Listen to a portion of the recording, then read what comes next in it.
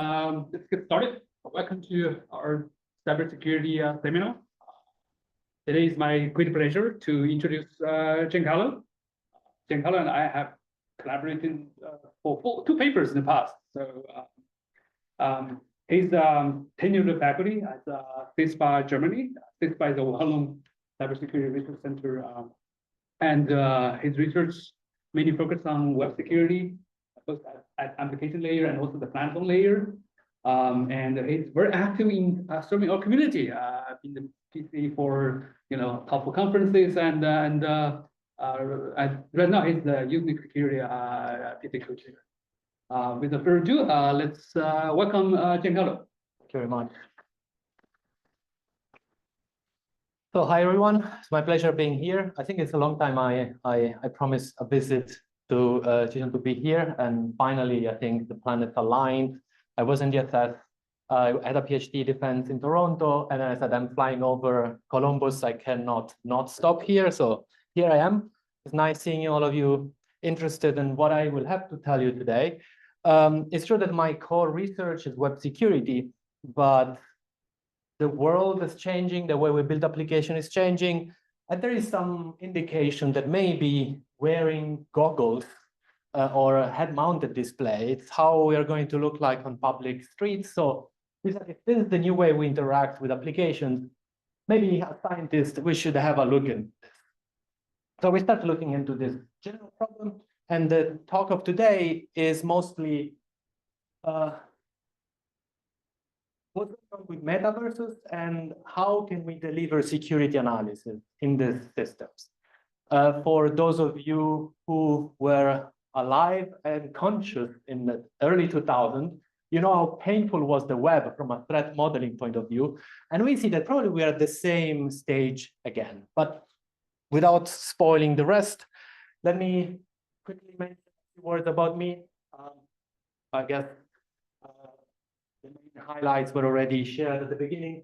I'm faculty at CISPA. I'm leading 6 PhD students and soon a postdoc. He will join my team this summer. Our focus is, again, as I said, web security, but we are looking at different aspects of it. Mostly my focus is on security testing. How can we detect, understand, and fix vulnerabilities at scale? Scale is the keyword that I focus mostly and covering the first 2 points. One of my students, Joe, where we delivered, I think, one of the first in-depth security analysis of many vulnerabilities that we thought were meaningless, like DOM clobbering, or new ones like blind site request hijacking. There are many challenges when we want to do things at scale. One of this is interacting with web applications. The best we know is monkey testing, that is click randomly, eventually something will happen. We know that that doesn't work in a real, if you have not enough time, you cannot click around and hoping your crawler will perform a purchase online. We need something intelligent, and I'm exploring autonomous web scanners. The first paper in this space was presented this year at India. We call it Europe Scanner. But I'm here today to talk about what is after the web as we know it. That is extended reality applications and the security of it. Before I go into the detail, let me clarify that I didn't do the actual work. My students do that. I'm there to make sure that they don't jump off a cliff or they get hurt. I supervise them. And Andrea, that is clearly marked in yellow, he's the one who is pushing this research project, and is going to be his PhD, part of his PhD thesis. He's helped by Ryan Aurelio. The picture is a research assistant in Germany, a research assistant, our master bachelor students that we hire them to support our research efforts. But it's co-author of this work as well. That's how we managed to get them committed. And the work of today is part of this CCS paper that was presented last year at ACM CCS. But let's get started now. So what are metaverses? I guess if you looked at any technical blog or a news article, a company even changed their name to show that they are doing meta stuff. So a metaverse is basically a virtual space with a strong social angle, meaning that it's used for socializing, for playing video games. And there is also a strong push to integrate those in environment, meaning that could be the entry point for business application. Business application, not in the classical sense on customer management system or client management system, also for interacting with coworkers. I guess you have seen those videos of Zuckerberg showing how cool it is to wear this thing on your head and having a business meeting with your manager. Those platforms are enhancing user experience that is already used in concrete real-world scenarios. There's one conference, of course, IEEE VR, they had to be the first one holding part of the conference entirely in a virtual reality space. But we also had there was a VR village that you could have joined a virtual reality. There was kind of, let's call it a session within DEF CON where security experts meet up using VR headsets. Finally, there were also concerts where you could have, I don't know if many of you, you're young, probably you're doing this more than I do. Going in concert is a unique experience, you know, the staying with tons of people in the same square meter or square foot. But in VR, it's a bit different, okay? But they did it anyway. So this is an interesting social experiment to see how people would react on those environments. So this happened in those cases. Of course, are anecdotal. We can say there is a trend, but there is enough evidence to suggest us we should look into this. What is the extent of security issues? How much people are going to be affected if something goes bad?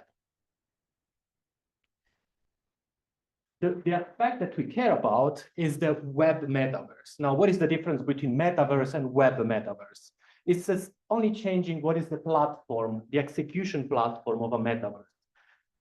It's a little bit of, there's a bit of confusion on how much technology is involved at the moment in this environment, but you can broadly separate in two areas. The one that is following the mobile, Android, and Apple direction, that is the developers own the platform, own the hardware, and they own also most of the experience. So it's an environment that is closed under complete control of the developers. Then we have the metaverse, the web metaverse, that they are trying to use the web as a platform to deliver those web meta services to users. You basically, there are multiple of those systems online. Mozilla used to have one before they downsized and they just killed the project.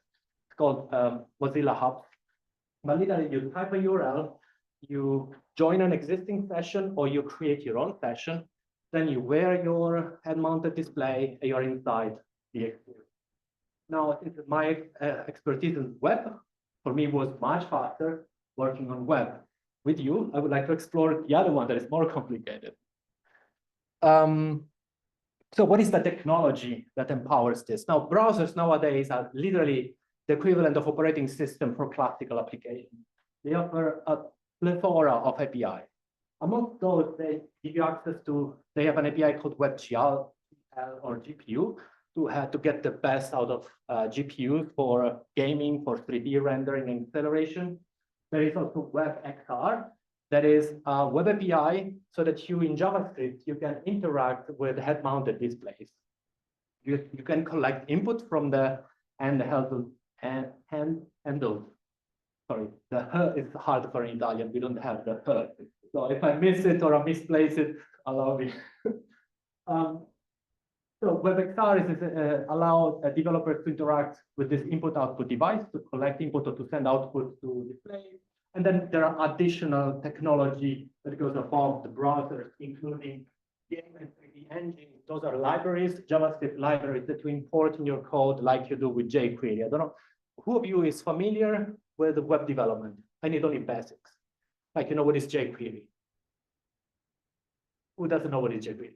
I will make another example. Anyway, when you write a web application, you include the JavaScript that someone else developed. Like you do with any program, you import libraries. jQuery is just a very, very popular library.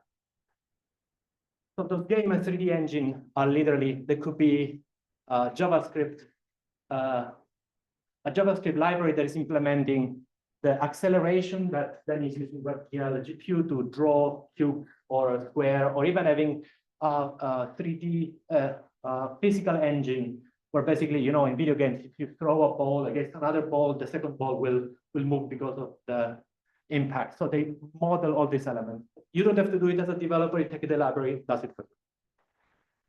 Now, in the user that they join one of these sessions with a browser, that's not just your goal, of course, you see the position.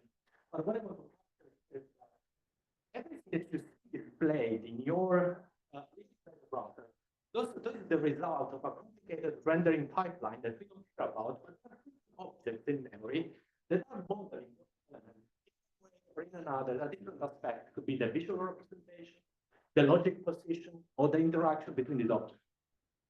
Now, you can imagine that those objects open the development tools inside browsers. Browsers have this debugging that is good for us researchers, that we can inspect what is happening inside a web page.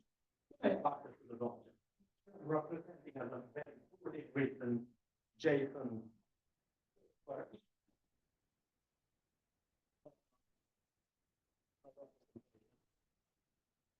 Numbers may mean nothing at this point. -1, -1, -1 outside of the viewport, but that's it's just a position. Now, those objects are in memory and are in the memory of each client joining this distributed environment. Now, when you start bringing in security, the next obvious question is, what happens if a user is malicious? Now, those objects in memory take no time to identify them manually. So what happens? One of these attackers have access to about other users, where they are, what they are doing. So our starting point is, what are the security properties of those environments as soon as we make the assumption that one user is malicious? Now, let me now do a few steps backward. Imagine that I give you one program, a binary, a web application, a mobile application, doesn't matter, it's a program. And I ask you, hey, I'm worried about users being malicious. Can you list a number of threats? It's a very simple question.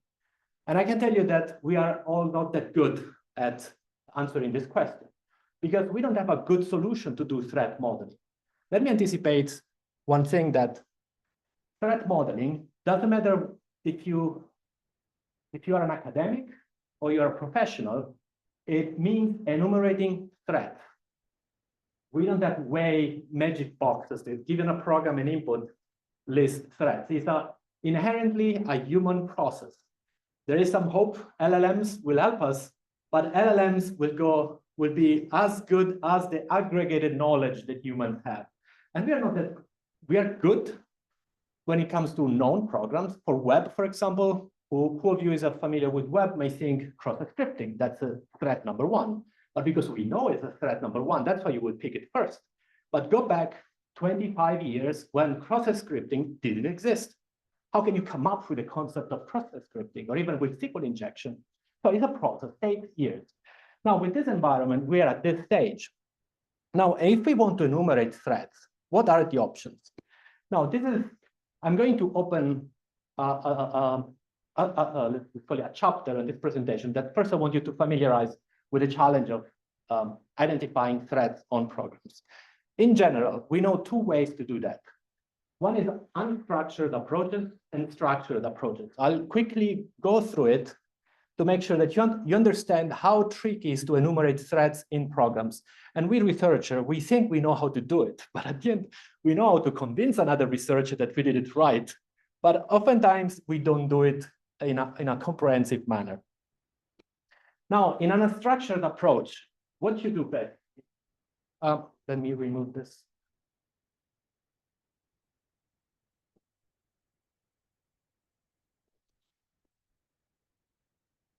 Which is the least used part on a presentation where I can put this? Okay. Oh, wait. Hide floating meeting controls. Fantastic. Okay, so you have a program, you have to enumerate threats. Well, the low-hanging fruit task that you can do is, let's see which other program exists doing something similar, and let's see what are the threats, and then we integrate those, and we have a starting point. Then that you have, another thing could be that you start talking with experts.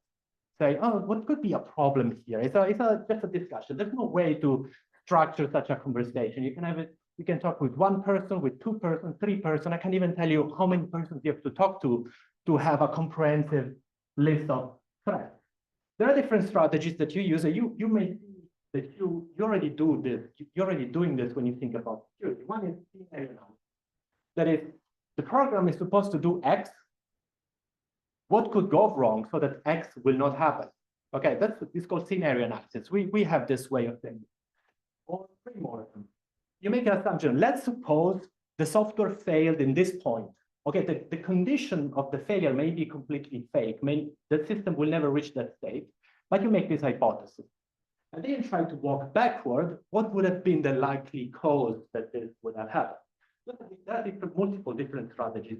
Those are usually in the literature of management styles, how to lead your team and discuss about failures or identify potential failure. There are multiple other examples that can be borrowed from that. But that's what we would call unstructured approach in finding threats.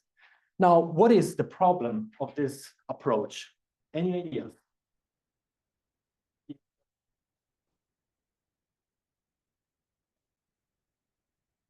Yeah, that's one. Other ideas? Oh, sorry, I like interactive presentation. I should have mentioned it. I didn't want to get you unprepared. Sorry? Yes, we always miss a lot. But there is one reason why we miss a lot. Basically, first of all, it's a free flow. Okay, there's no way that we can guarantee comprehensiveness or completeness here. But then everything is hypothetical. Nothing is based on what the program is really doing or what is the program what is the possible state the program will go. So there's a lot of hypothetical. And most of the threats that you identify, you maybe here,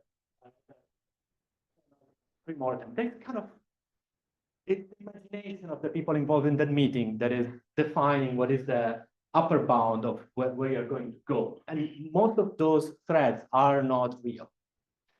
Okay, then better that we go for a structured approach. We define algorithmically how we can do that. Let's look at one approach. That is, you have a program, there is something shiny inside this program the attacker wants to have, right?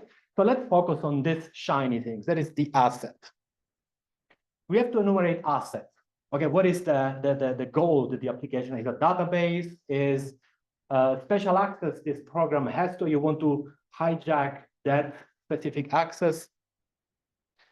So you need to enumerate what the attacker wants to have, and then you have to define what you want to protect. And anything the attacker does is just entry point until that phase, that state of the application where the interesting or the goal is. Now, what are the issues of this approach? So if you notice here, we are not talking about security. We are talking about things an attacker may be interested. What do you know about the attacker wants? We know nothing. It's not even part of the discussion. We say someone wants to steal the database. Is this database even has any value? Is there any attacker on universe that wants to have that data? We don't know that.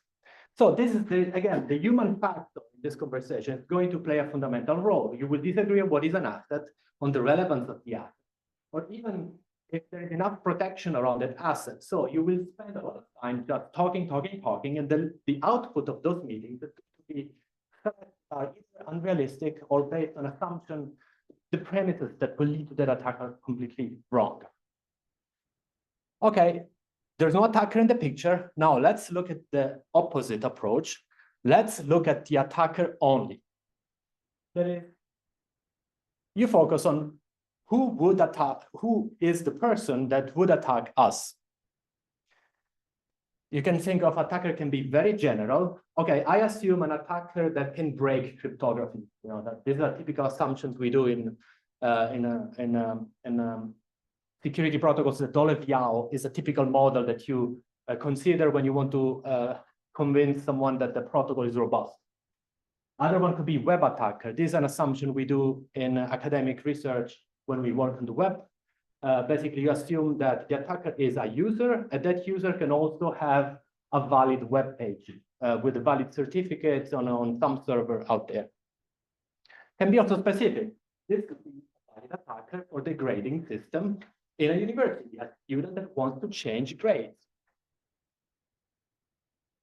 Now, how do we find out what attackers are out there? Again, either we start brainstorming on capabilities, or we just take off the shelf attackers that are mentioned in academia, using that were basically those attackers have modified skills and capabilities, had network access, has access to a computer, is a user, is a server, is an administrator.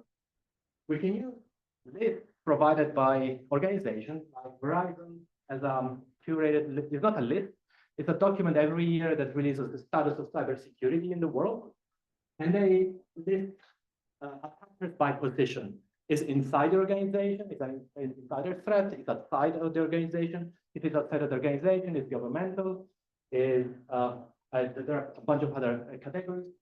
The same thing of the Intel Tara threat agent profiles. There are more of this list out there. Now, what are the problems here? Now, if you follow the trajectory I was following, there's always this human element. In this case, we are humanizing the attacker. We're always thinking, whenever you mention who would do that, then you think, really, would that person do it? Or maybe this other person would do it. There's always that element that you are projecting your own beliefs of what the attacker would do. If you talk to someone working more on the mobile spectrum, will bring in all the threats they have at the mobile.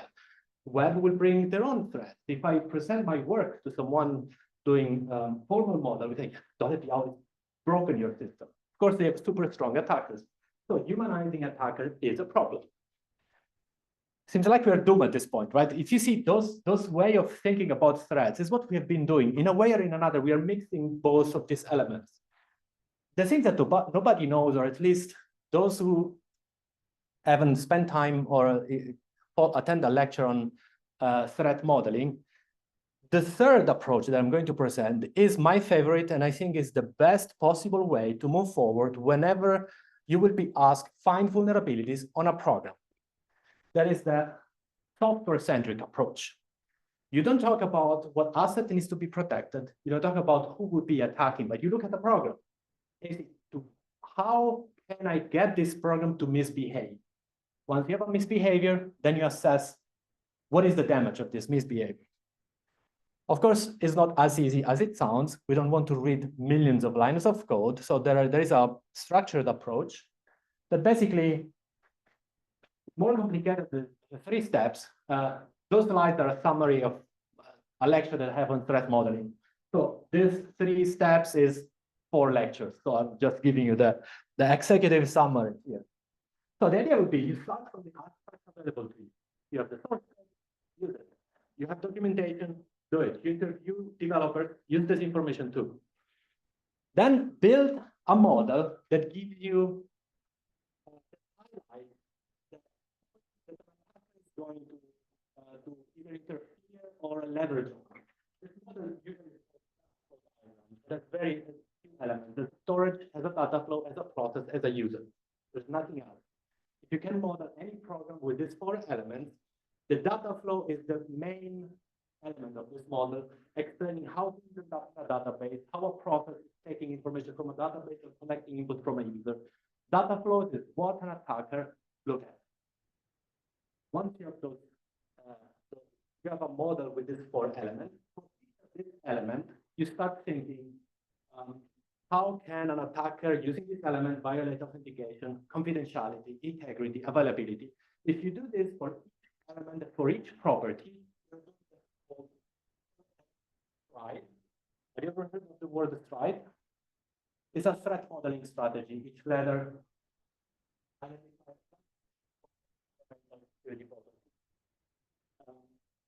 we can skip this. Just need to know that this is a structured approach because You look at program, you extract the fundamental elements of this model that are interesting for an attacker.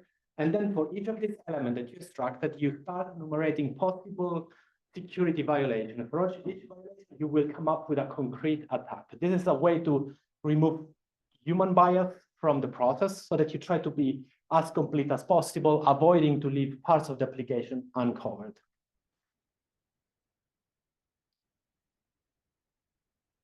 Now, this is the way to go. That if someone asks me, how should I do this? Just go this way, follow this path. You can cut some corners if needed to be based on circumstances, but you should follow this approach. Now, if we take this approach and we try to apply it in the web metaverse, we have a bunch of problems. First of all, is some web pages, they have JavaScript code, which is good, so we have code, but either is minimized, meaning that they remove all the elements of a syntax that are unnecessary, like white spaces or comments, even variable names. Instead of having 10 characters variable name, you're going to have X or A. So reading that code can be hard. Or can be even the control flow and data of the program has been transformed in another one that would be hard to reverse it to find out what the program is doing. But in these cases, we have also a problem that is the code of the server side is missing. You don't have it. I don't have the code of, let's say, Meta has a web interface now. I don't have access to the web the server side. I can have only a partial analysis of what I see in the program. And when we look at the web, there are already enumerations that can be useful to simplify my analysis. OWASP is an organization that usually lists the top 10 the top 10 security threats on the web. And this is the default go-to when we talk about web security.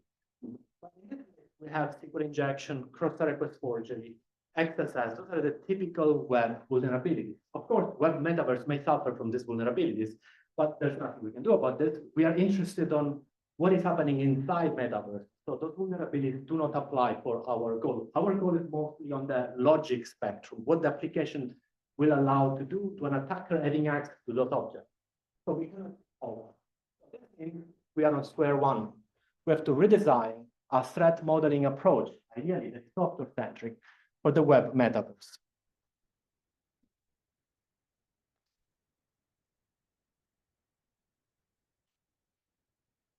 Now, let's define the objective for our work. Our first question is, how do we do threat modeling on web metaverses? What attacks are possible in practice, assuming a malicious user that has access to the JavaScript memory, can take objects, modify objects, and see what happens?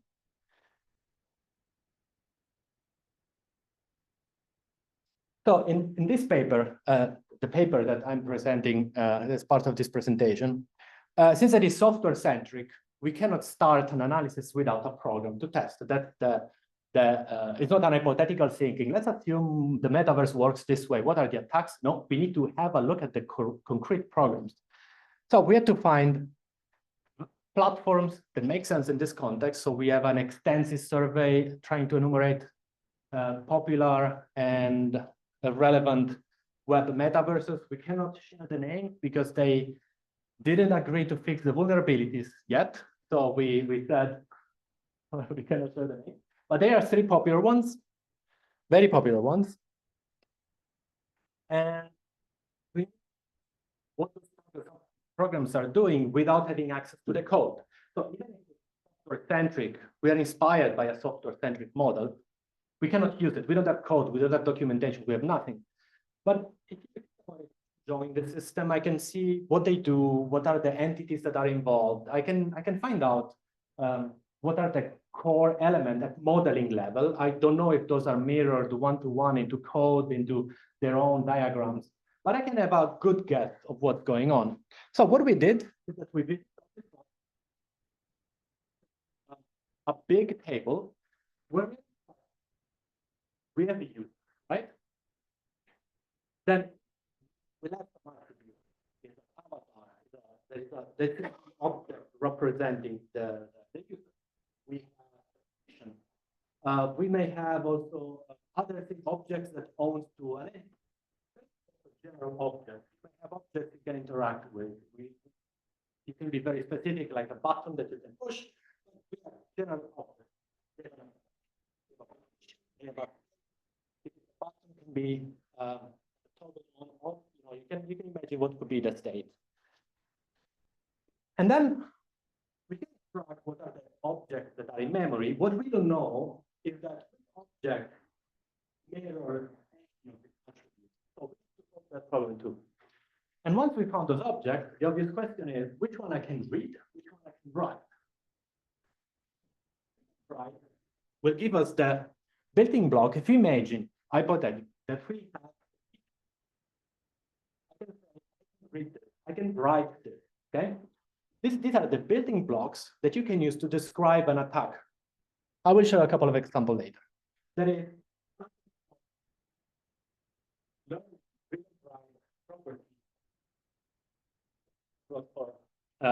for attacks. Now, I mentioned this already. We did a survey on 27 platforms. We ranked them. We filtered those that are not using the WebXR, meaning that even if they have a 3D experience, you may have access like a video games, mouse and what is the WASD to go around.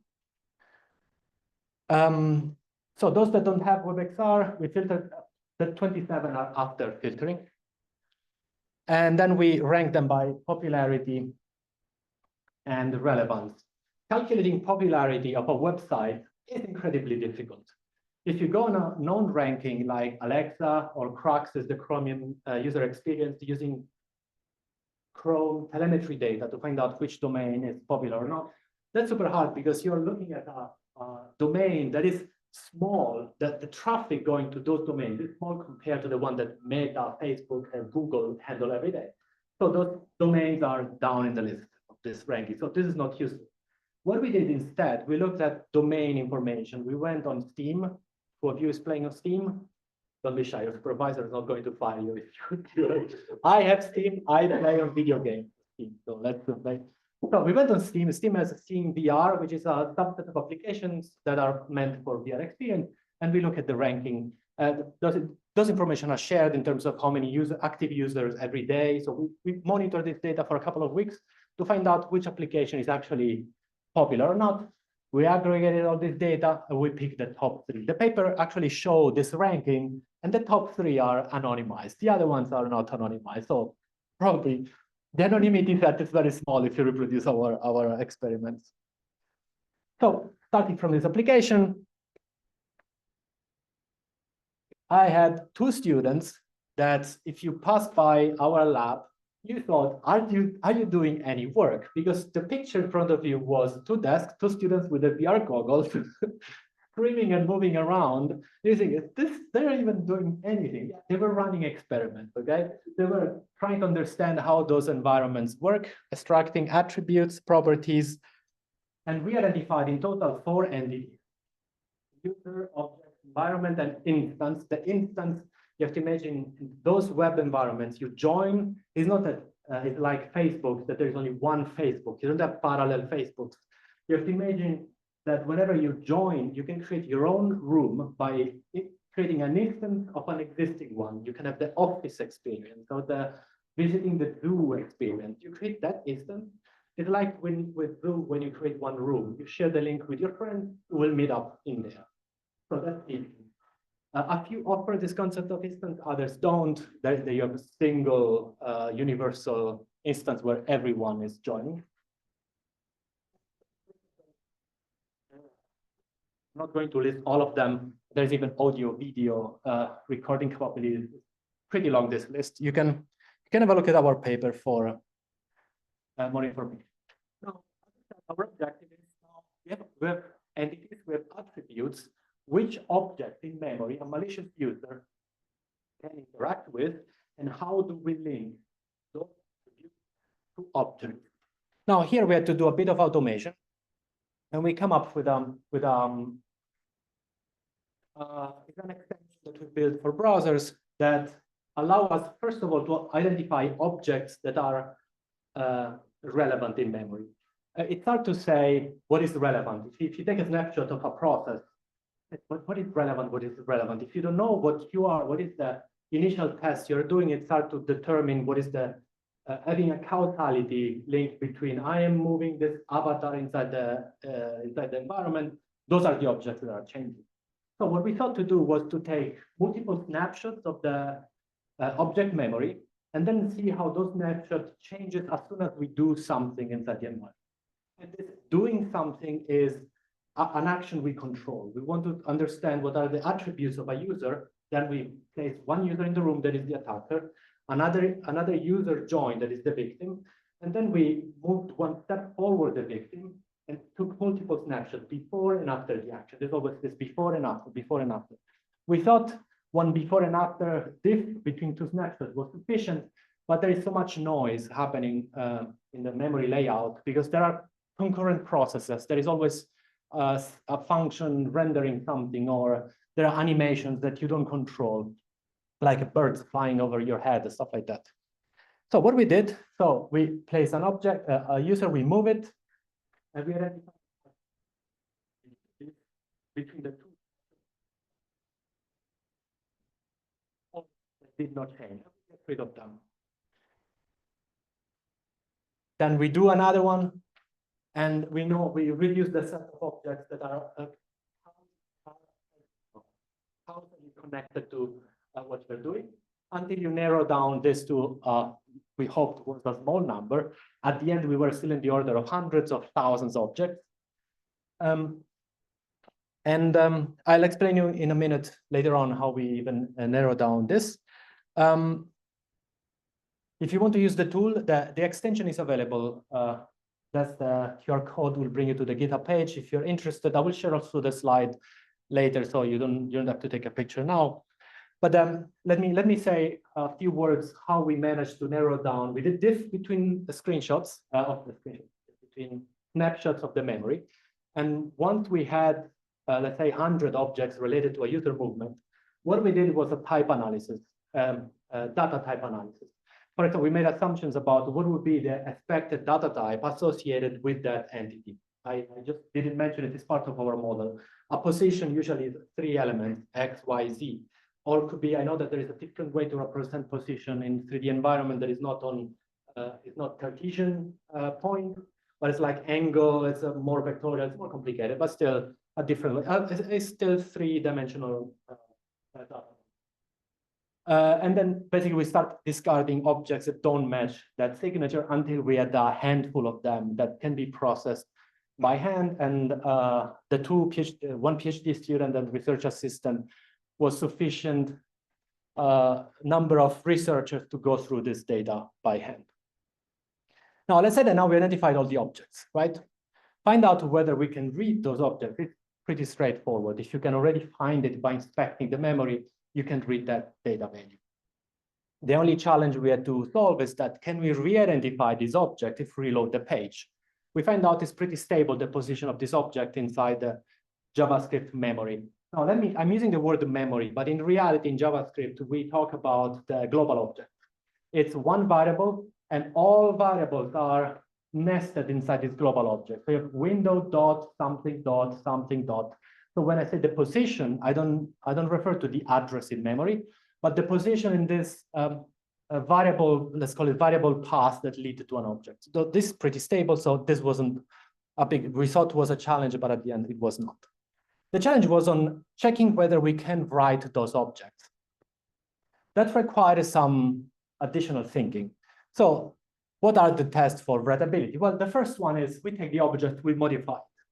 We literally, once we know where is the object, is something dot, something dot, something dot, we find out that it's 1, 2, then we do dot tag equal, and we try to override this one, or we try to override the position. So we did all these tests, and for each of them, we checked whether the change was permanent. So if we change the position to a known position, did we see the user being teleported there, for example? If that didn't happen, actually, first we checked whether the change in the object was kept. It's possible in JavaScript to prevent you to modify a variable, not by declaring private, but you can declare setter functions that will interfere with your defining setting a value inside a variable by forbidding you to do it. So whenever we discovered that that was permanent, good, direct object editing worked, great. In many cases, that did not work. So find out why this is not possible is like opening a Pandora's vase. We didn't want to go deep down into the details. We are doing it now because it's interesting from a security point of view, at least to see what are the implications of things that developers are doing. But for this project, we decided to, this is a side quest we will do gladly at the end of the paper. Now we want to find out how can we modify those objects reliably. So we wanted to be the attacker. We want to find attacks. So our focus is to have a complete chain. That is, we want to have attacks at the end of the day. So another trick that we noticed worked, we cannot change the object. Now let's see who is modifying this object in the source code. Now what happens if we call the function modifying this object? Is the code between the modification of the object and the code of this function doing something that will make this change possible? So that's what we identify what is the likely call stack reaching that point that starts calling with a forceful execution basically of the function updating the position, the function calling the function updating the position. We tried up to a depth 5, but in multiple cases. So we managed to gain more and more variable that we call writable variables, writable objects. The last approach that we tried was, it seems like that whatever we try inside the client that doesn't work, if that happens, then if you think about this system is distributed. You have n client, one server. All clients have the same consistent view of what is happening in the virtual world, meaning that the server is synchronizing a local state into a global state. So this means that our client is probably notifying the server, I want to do this change, but the server refuses the change. So there's some check whether you are authorized to move another user, for example. Are you the owner of that avatar? So when this happened, we thought, okay, probably whatever the client does is something that is not working as intended. How about we start modifying the network communication? Find out, we see that a message with the update that we want to do is going out to the server. We see that the response is negative.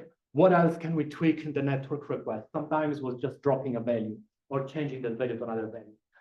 And this way we managed to gain additional, to label objects as writable. I don't have the numbers now, but if you imagine this was the majority of the cases, it was way less cases. And this was we have a big table with entities, attributes, and then we have aggregated results for each attribute, how many objects were discovered, were writable using the key.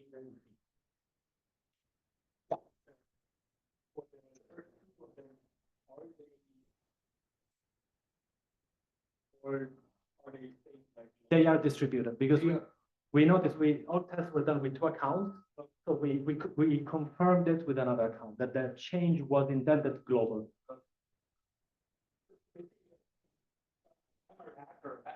Memory of my computer. Yeah, the big problem that we have is the moment these are, if I have to say, in the early, when multiplayer video games were a thing, I have to say that probably many of you were not even born back then. This was the trick number 1 to cheat on multiplayer video games. Literally fuzzing the server with fake position, fake data. The server say, of course, it's you moving this other person. Why not? So you can teleport people the way you want. It's still possible in certain games to do that, but this was problem number 1 in video games. Now it's all over. The same issues are back. I can't say whether the same issues are affecting the mobile spectrum as well. Now, the big table that I mentioned is this one. You don't have to read it. What I wanted to say is that we have entities, the data type I mentioned before to further reduce the search space. And then for each platform,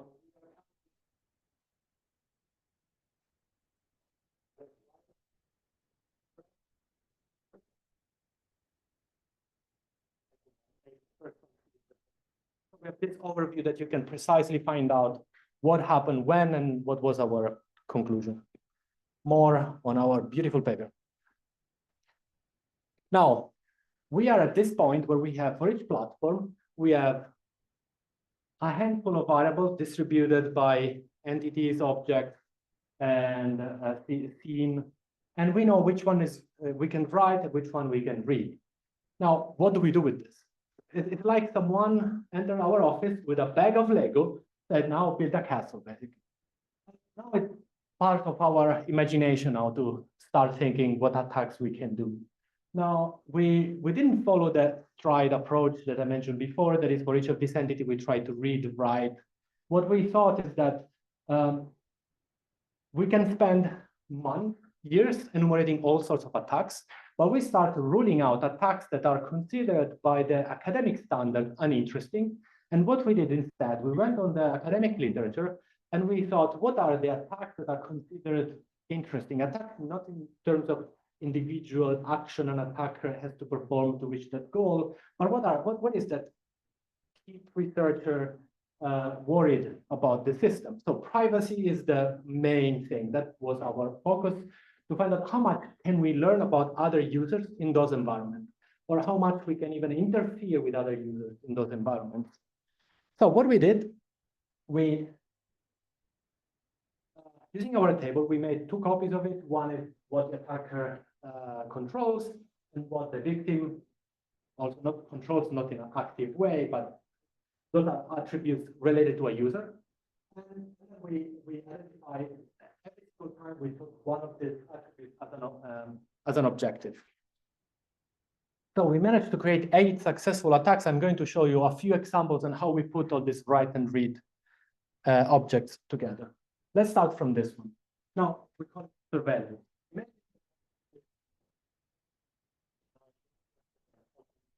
One another.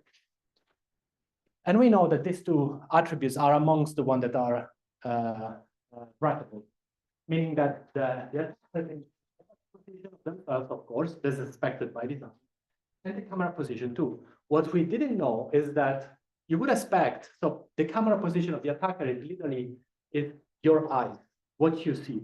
They lock the camera position at the height of the eyes of the avatar. Now, we thought these two were a bundled object that you cannot separate. But we discovered that not true. You can move the camera, your camera, and your avatar will stay. It's like your soul leave your body and start floating around. I'm not kidding. And with it, you take eyes and ears. So what we did, okay, we can write this position. Well, how about the attacker just go somewhere else in the scene? While two people are having a chat, there is this thing that we found interesting in this environment is that when you have an interaction, you may think nobody listened to what you're saying, you're whispering to. There's this physical property, the sound decay to the square root of the distance. The same thing happened in virtual reality, but it's artificially created, okay? So we were interested in this intersection between your expectation in the real world that translated in the virtual environment. So if I whisper to someone next to me, only that person will listen to me. So what we did, we just moved the camera somewhere else. Of course, the camera doesn't have a physical presence. The rendering engine does nothing. It just, when it has to capture audio and video, is where it's placing the camera for the rendering from the point of view of the user. At this point, we can, when users are talking, we can see and hear what they say. This is an example of attack. You want to focus on certain people doing something. There is another version of this attack that is more interesting. Now we know that we can of everyone in this environment, everyone. So how about I just write a small JavaScript function that every time there is an update on the camera position or on the avatar position of a user, how about I do the same? So I can literally see whatever that person is doing, they must see and hear. So it's literally putting a small, that's called in English, a bug on their chest, so you can see and hear whatever they do, wherever they go. Another attack, we call it victim impostor swap. That is, we know what is the position of, this doesn't work on all platforms, on a subset of the 3 platforms. So what we do, we change the position of a targeted user, we steal their avatar, we can literally copy the 3D object and you convince the system to use the same avatar. And in a within one frame of rendering, we're just placed instead of that person. So it's literally, I close my eyes and reopen, and you're all replaced by a copy of you, someone else. This is an example of attacker. Then we have also denial of service attacks. Here we were more interested in how can we interfere with the user experience by modifying objects. So one of this is we find out we can change the position of objects. You want to push a button, the button is gone. This is a typical, in video games, this is used to give you an unfair advantage in this competitive environment. But here can have also additional, in an office space can be fun, you can run a prank, but then can have some implication if there is some important decision taking in that virtual meeting room. Another one is that, okay, I know the position of the user. How about I just place the big object around their head? Doesn't matter where they go, they see the inside of this box. So they think, okay, what's going on? It's broken, that this thing doesn't work. So wherever they go, this box will follow them. So there are other attacks. I think you can read the paper. They're funny at some point, but it's kind of telling us a story. Where are we going if we don't fix this problem? Is this imagine a virtual world with those properties. We wouldn't like to live this planet if that's the case. Now we had a look at what is happening, what could be possible defenses here. Now, in video games, we have anti-cheat systems. Anti-cheat systems are high privileged piece of programs that are operating system level, they scramble memory layout, all the read and write operation. It's hard to reconstruct if you start debugging that program. They even do a signature check on the binary. They even look at the process that are running. If they see GDB up and running, they terminate the game. They do all this sort of stuff. We cannot do this in browsers. Browsers do not have whatever happens in JavaScript stays within JavaScript, that the attacker is also in there. So there's no compartmentalization or scrambling memory access patterns. If we imagine we introduce a similar system, meaning the browser is giving you access to some privileged area where only the code of the developers is in execution, you can see how then malicious web pages can use this against you. Imagine you think you're watching an advertisement, but the domain that is running the advertisement actually is malicious code executed inside this container. No one can see what is going on, not even security researcher. So there's a tension between, we would like to have this feature on the web, but the web, the way it is right now, this is more of a threat than an advantage. So there is some tension there. So we cannot use any of those countermeasures. Now, there is one thing that works for the metaverse. For Meta, there is Horizon World, is the product developed by Meta. What they are doing in their web version, they are going the Netflix way, meaning that what you see on the browser is not the result of JavaScript code building and rendering those objects inside your browser. It's JavaScript code showing you video feed coming from some powerful server. So this technology works as long as the lag between your client and their server is very reduced. One reason why Google dropped this idea of web gaming is because they cannot assure what a 5 millisecond delay between you providing an input to move forward and actually having it rendered back. So it's a bit of expensive, but Meta has money, has resources, they can even consider doing this. What about small companies? We cannot expect that everyone has the power on the server side to render this remotely. Most of these issues are plug in the code, do server validation. Make sure that a client is authorized to interpret this object. So you need to have a mapping between object and the client that owns those objects and denies certain operation. And also another fact that I didn't present, if I know where everyone is, I can literally create a map. We did this work with Uber, that we managed to track the position of drivers over time. So you can do the very same thing now. This is it. Thank you very much. I hope was interesting talk. If you're interested working in this, oh, sorry, I didn't put it. If you're interested to talk about this also future research, happy to.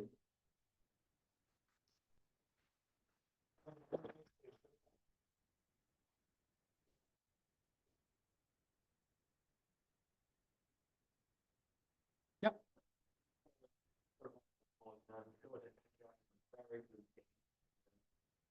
He is.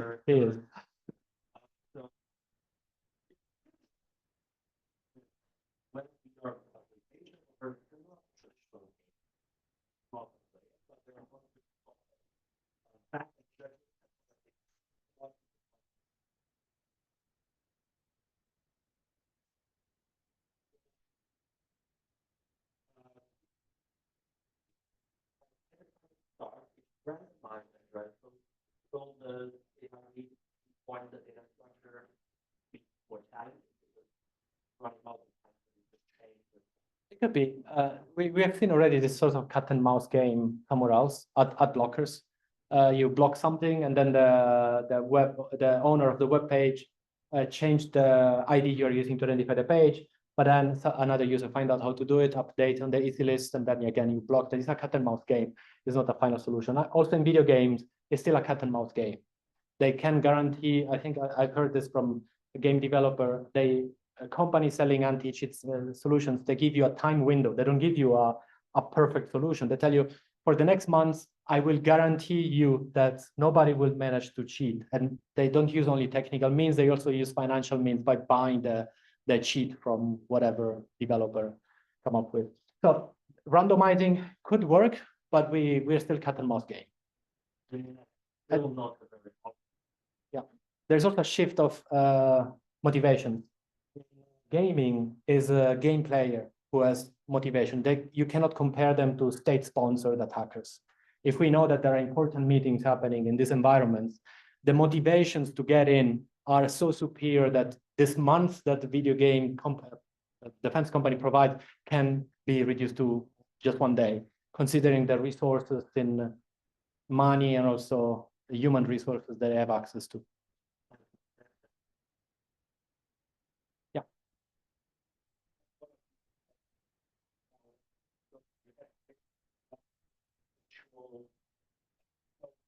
Yeah.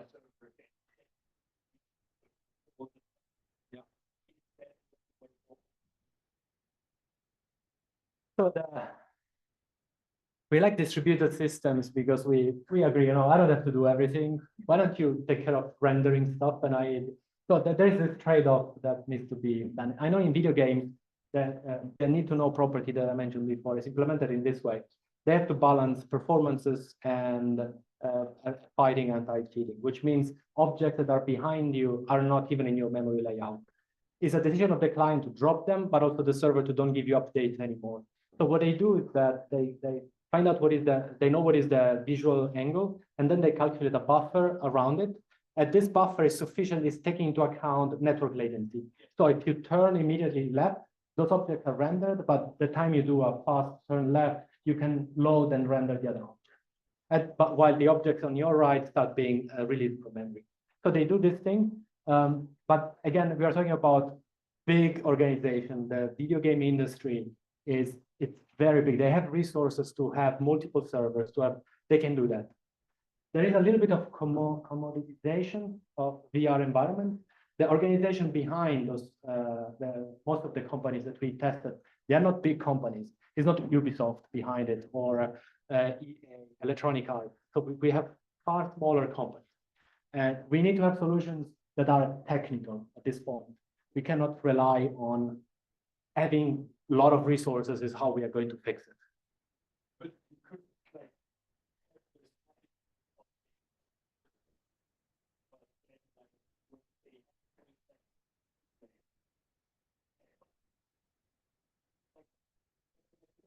outlier detection, sort of.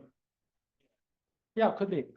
I think there's a kind of a new domain in the sense that probably we dismissed in the past solutions because the gaming industry grew so much that they throw money at the problem. They don't look at the most efficient, optimal solution to address that problem so that also small companies can handle it. Probably now we have to reevaluate everything we've done before, including stronger server-side check. What is the actual cost? Can we do it at a reduced? If there's a more efficient way to do it, it's an open domain.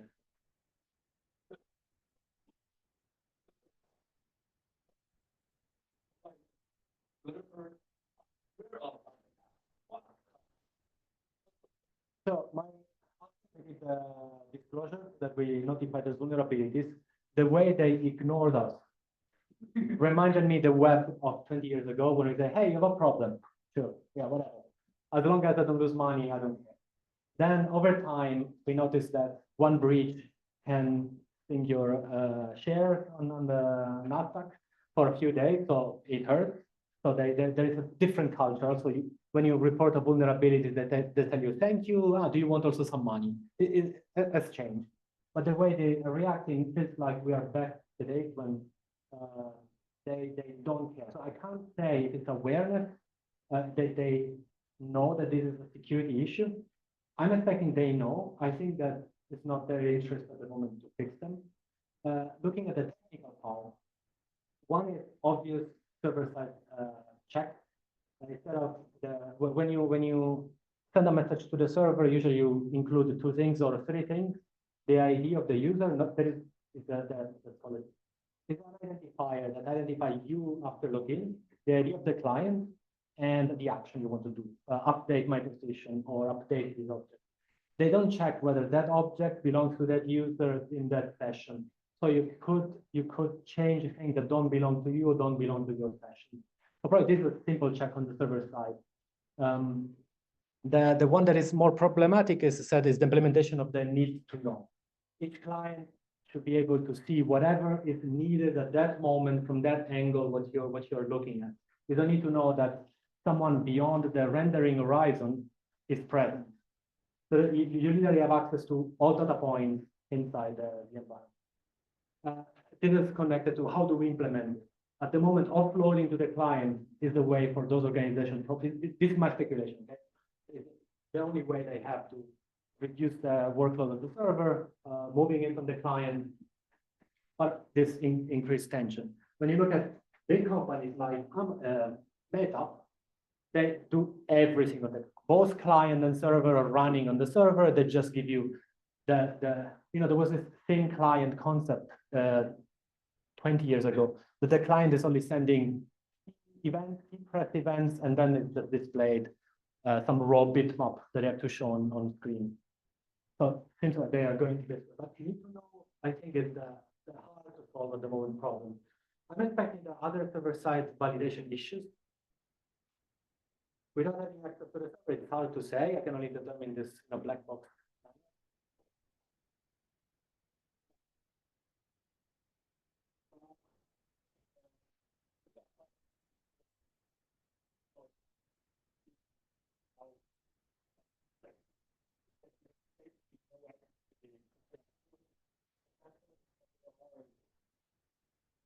Yeah, it probably is the only one that is open source. So Mozilla abandoned this project. I talked to Mozilla developers last week. They said they're moving it open source, hoping that everyone starts developing it. So they are not actively developing it anymore. They're in this transition phase.